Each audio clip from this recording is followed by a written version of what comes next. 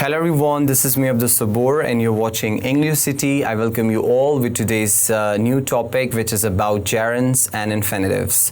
Well, now what are gerunds and what are infinitives? These two topics have become the biggest concern for students, and mostly students get confused how to use gerunds and how to use infinitives, or they don't know about gerunds and the sentences and they don't know about the infinitives. Well, in order to understand gerunds and infinitives properly, you need to have command over the finite and infinite verbs.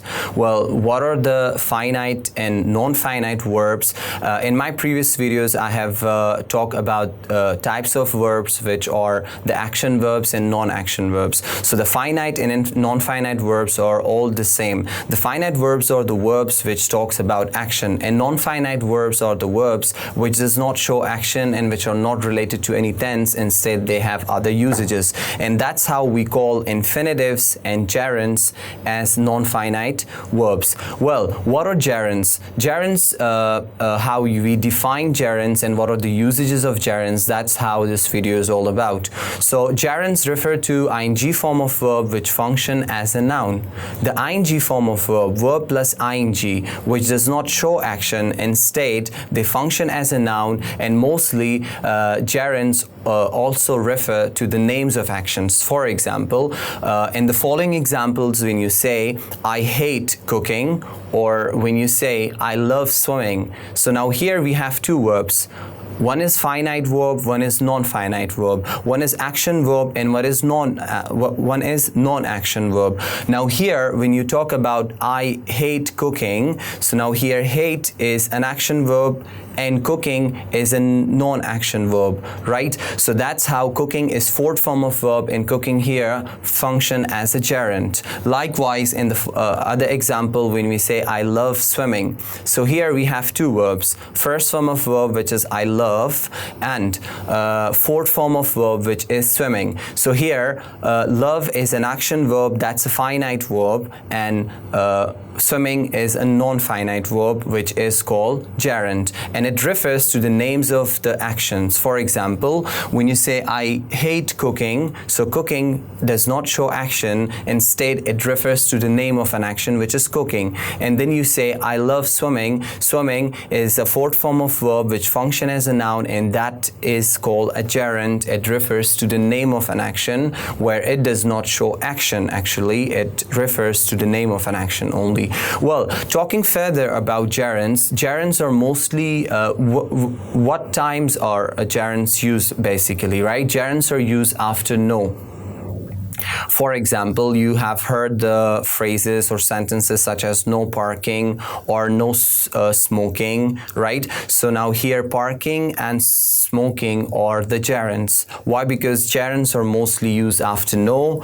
Gerunds are also used after do in order to show home chores. For example, I do cleaning and she does cooking, right? So gerunds are mostly used after do as well in order to talk about the home chores, and after that we use gerunds after go as well in order to talk about recreational activities. In order to talk about entertainment activities, we also use gerunds. For example, if someone is bored, so you ask him go for swimming, right? We say go for dancing, go for camping, right? So these are the usages of gerunds. Well, now moving towards infinitives. What are infinitives? The structure of infinitive is to plus base form of verb. To plus first form of verb refers to infinitive. Now infinitives are also non-finite verbs because they are the verbs which does not show an action. Instead, they are used for other purposes as well, such as infinitives could be used for suggestions, right? How infinitives are used for suggestions, it's like for example, when someone is not feeling well, when someone is feeling under the weather, so we normally give them suggestion that it's a good idea to take rest, or it's helpful to take medicines, right? Now here, to take medicines and to get rest is actually to plus first form of the verb, which refers to infinitive, and infinitives are used for suggestions.